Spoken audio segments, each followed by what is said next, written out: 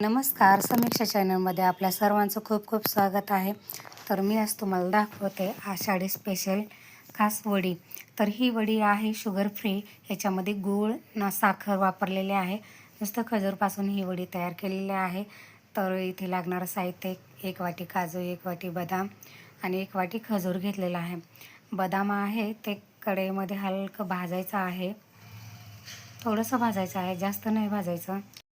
बदाम भाजून झाले की तसंच काजू पण भाजून घ्यायचा आहे. एकदम कमी गॅस करून भाजायचा आहे. तर आपले दोन्ही काजू आणि बदाम भाजून झालेले आहे. इथे मी खलबत्ता घेतलाय. खलबत्त्यामध्ये टाकून जाडसर याचं कूट तयार करून घ्यायचं आहे. एकदम जाडसर वाटायचं आहे, जास्त बारीक नको आहे आपल्याला. झालंय वाटून बदाम. तसेच काजू पण जाडसर वाटून घ्यायचे आहेत खलबत्त्यामध्ये टाकून.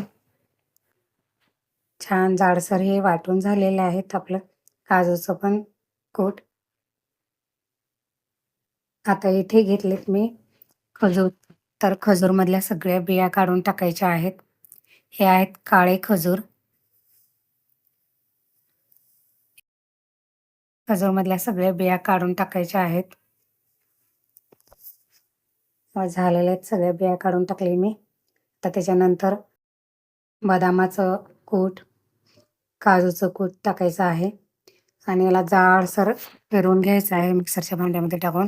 तर बघा छान आपलं तयार झालेलं आहे असं मिश्रण. इथे घेतले मी 1 वाटी सुकं खोबरं. प्लेटामध्ये खोबरं टाकायचं. खोबरं टाकून पसरून घ्यायचं आहे. त्याच्यानंतर ते आपण मिश्रण तयार केलेलं त्याच्यावर टाकायचं आहे. हलक्या हाताने त्याच्यावर त्या प्लेटमध्ये थापून घ्यायचं आहे.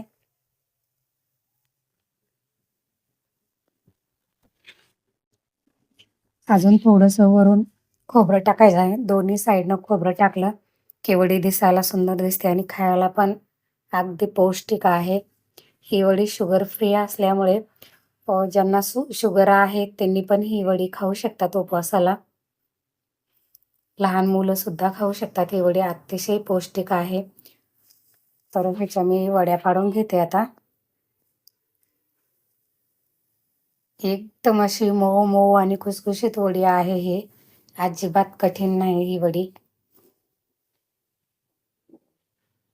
तुम्ही पाहू शकता किती छान आपल्या अशा वड्या ह्या तयार झालेल्या आहेत. तुम्हाला दाखवते ही बघा किती मस्त आणि किती सुंदर झालेली आहे वडी. आणि उपवास असल्यामुळं ही एनर्जी आणणार आहे. दिवसभराची 1-2 वड्या खाल्लात तर तुम्ही. किती मस्त अशी वडी तयार झालेली आहे. तुम्ही ही नक्की करून बघा आणि कमेंटमध्ये नक्की सांगा ह्या वड्या कशा झाल्यात.